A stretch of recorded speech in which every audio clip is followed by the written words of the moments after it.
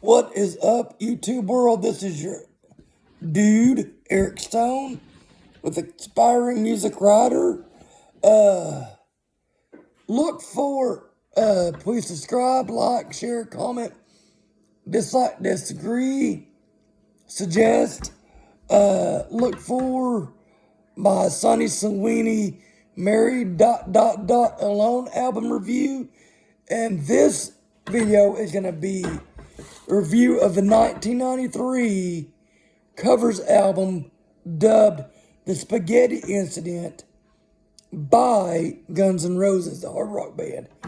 Now, the funny thing is, I never really got into this album when I was getting into Guns N' Roses. I found Guns N' Roses, really started digging into them back when I was 17, so about 2003, 4, something like that. Of course, long gone after the original band members had split up. But thankfully, years later, they got back together, and I got to see 3 of the original band members in Little Rock at the football field. I can't think of Baum Stadium, I think. Anyways, but I've been getting into punk rock music. And I remember reading the Guns N' Roses biography, Watch Me Bleed, or Watch This Bleed, or whatever it is. And I remember a lot, they got a lot of influence from punk bands from the 70s and 80s and 90s. I don't know if there's any punk bands in the 90s that I know of. Anyways, that's not where I'm going. Anyways, but the funny thing is, like I said, how they got the title for the Spaghetti Incident is that Steven Adler, the original drummer for Guns N' Roses, would hide his stash of drugs in the fridge, and he always called his stash of drugs his spaghetti. And I guess he was getting busted or something, I don't know. And lawyers were asking the members of Guns N' Roses about it. They said, what is a spaghetti incident? And they just thought it was fucking hilarious, and they were going to name it that. It was originally going to be titled, oh, hang on, let me look. Pension Fund. And it was supposed to go, the royalties were supposed to go, because it's all cover albums, to the bands and songwriters that influenced them. But they ended up calling it the Spaghetti Incident. And I always wondered that, years, but didn't think to even look it up. Of course, maybe back when, and that there wasn't much information either. Now we got Google for everything. But anyways, this was released on November 23rd, 1993. Like I said, this is no original music on this. This is a covers album. Frontman from Ione Rocks. I don't know if I'm saying that right. Michael Marone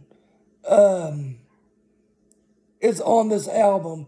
And Duff McKagan and Axl both sing.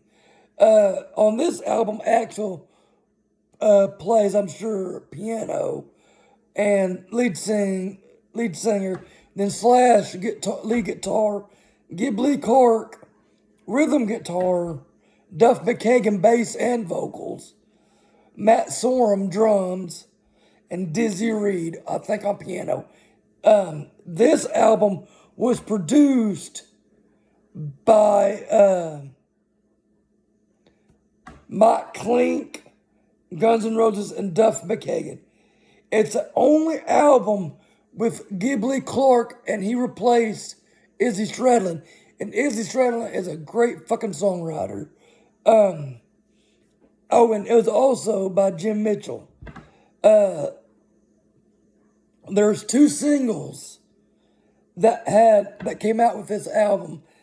Ain't It Fun came out in November of '93, And Since I Don't Have You was March of 94.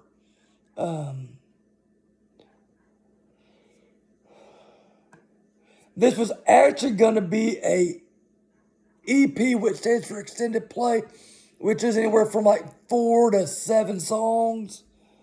But they decided to record a full album. This was actually recorded during the Use Your Illusions recording sessions. And I don't know for sure because this is on Wikipedia. But supposedly, all it is Izzy Stradlin actually did the original rhythm guitar work, but was re-recorded by Ghibli. And I don't know if I'm saying that right either. Sorry, forgive me if I don't. And then this is another thing which I never knew. Like I said, because I really just started doing album reviews a few years ago. But they recorded all the instrument parts, Fione Rocks, Beer and a Cigarette, but not the vocals, because they didn't want songwriter Andy McCoy to receive any royalties. And I don't know why, I didn't really look into that. They also recorded instruments to the Stooges Down on the Street, but it was never released, and I don't know why either.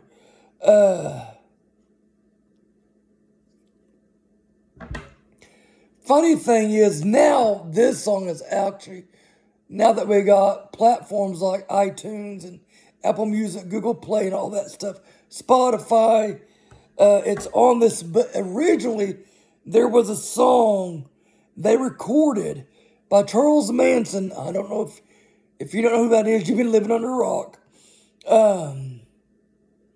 Called Look At You Girl. Look At Your Game Girl, sorry. Look At Your Game Girl. You can look it up on YouTube. But they didn't want, it was controversial due to, what he did. But the funny thing with Guns N' Roses and all them, who was a part of this album, did not put it on so many copies of the people they that received it for like radio play or whatever, and ended up later on being a big controversy. Now I don't think it's that big of a controversy since it's on all the streaming platforms, I think. But anyways, at first it's supposed to be a secret to be left off for reviewers. That's what it was. And this covers hard rock, glam, and punk rock. And it's about a 30-year span of music. The oldest song being Since I Don't Have You. This is 12? I think, let me 12-track album. And like I said, Axl and Duff both share vocals, and I'm going to try to figure out which ones did which ones. I'm not for sure, but Since I Don't Have You was the oldest song on there, and it was actually the only doo-wop pop song on there. And this is kind of where I got confused, because one thing said 1958, it was recorded, and one said 1959. I'm not for sure, but it was originally recorded by, most popular by the Skyliners. Excuse me, the Skyliners. And it was also recorded by Ronnie Millsap and Art Garfunkel. There was a video for this song.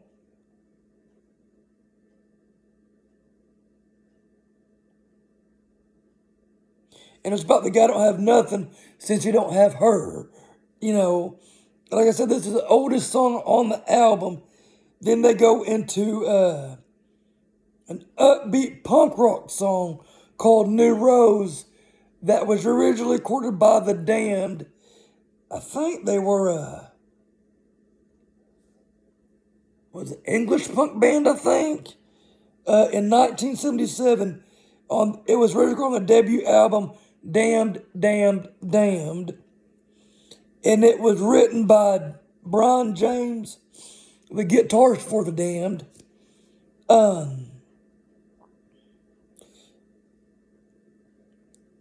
And honestly, I don't. Okay, I think it was about a girl. I don't know for sure. Like I said, I'm still new to punk rock, but I just want to do this album. Anyways, then it goes to Axl come back on lead vocals on Down on the Farm. And the funny thing is, it was actually originally recorded by UK Subs, an English punk band, on their Endangered Species album in 1982. And to me, it just feels alone and nobody visits this guy. But the funny thing was, when I was researching this album, Dead on the Forum is a popular Tim McGraw song, and it kept screwing up my research. It took a few minutes to get the right thing. Like I said, look up the original bands too. That's one thing I like about it, and that's kind of what I've been listening to a little bit lately is the Damned, New York Dolls, the Ramones, the Clash, UK Subs, the Damned, and some other punk bands. My favorite punk band is London's Buzzcocks. I love those. Them. The first time I heard a Buzzcocks song, it was their top song. I can't think of it. And there was a Tulsa punk band that did it called Follow the Buzzards was the band.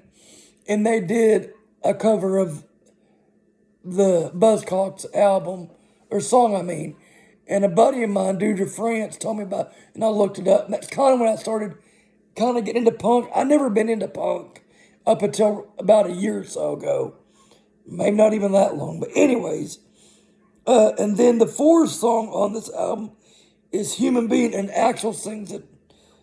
It's a glam song by the New York Dolls on their Too Much, Too Soon album in 1974. There's a lot of 70s songs on here. It was written by David Johansen and Johnny Thunders. And Johnny Thunders was the lead singer of that and the Heartbreakers. What I get out of the song is the guy just makes mistakes and he's a human being. Number 5 is Raw Power.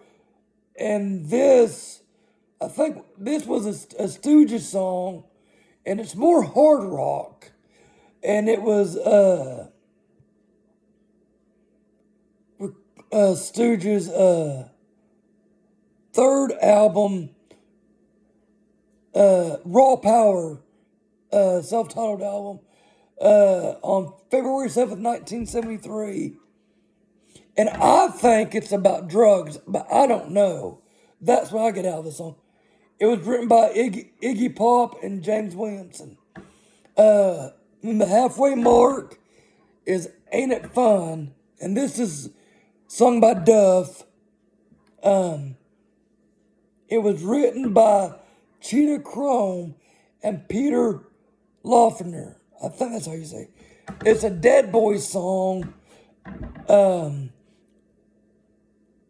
It was originally recorded on their 1978 album, We Have Come For Your Children. To me, it's a very depressing tune. The guy's world's just falling apart, and he's living fast, die young. That's what I get out of the song. Number 7, Buick McCain / Big Dumb Sex. And this was also sung by Duff. This was a mashup. And I don't know if they did a lot of mashups back then in those days. I don't know. I've never really researched it. But this is what I would call a mashup. It's a mashup of T-Rex's Buick McCain, and I have no freaking clue what the song's about, but it was influenced by Led Zeppelin. And it was on T-Rex's The Slider album in 1972, the Visconti Master. Like I said, it was influenced by Led Zeppelin. I don't know what the song's about. Then it goes into Chris Cornell and Soundgarden's Big Dumb Sex. Is that one? Yeah. And they gave both of them co-writes. Michael Boland and Chris Cornell. God rest Chris Cornell. And then number 8 is Hair of the Dog. And this is a Nazareth song. And this was on their 1975 self-titled album. They're a Scottish hard rock band. And I don't know a lot about Nazareth. I've never really researched them. But the only one that I know really well is back, I can't remember if it was late 60s or early 70s, Graham Parsons turned their Love Hurts into a country song. That's the only thing I knew about that and Hair of the Dog. I know it's been recorded, I think, a few times by different people. But anyways, and then number 9 is Attitude. That is sung by Duff. And the Hair of the Dog was sung by Axl. It is a Misfits song. It's written by Glenda Danzig. It's just the fastest song on the album. Straight up punk rock, horror punk is what they are known as. Black Leather is the next song. This was one of the hardest ones to find anything about. Because when it kept going, I kept researching black leather, typing it in. It come to actually black leather boots or whatever, you know. This was recorded by Axl, or sung by Axl. It's a punk rock song originally by the Professionals. And I think they were like pre-Sex Pistols, if that's what I'm thinking. And it was on their self-titled 1980 album. Other covers, Sex Pistols, The Runaways in 1978, on their And Now, The Runaways. It was written by Paul Cook and Steve Jones. Number 11, You Can't Put Your Arm Around a Memory. I love this song. It's about the slowest song on here. I think this was sung by Duff. This was written by Johnny Thunders, and it was on his 1978 So Alone. He's from the New York Dolls solo album and the Heartbreakers. And what I get out of this song is the guy can go crazy if you keep thinking about that memory of the girl. And I think they dedicated part of the song to Johnny Thunders. Then the very last album is, it's a 2-deal.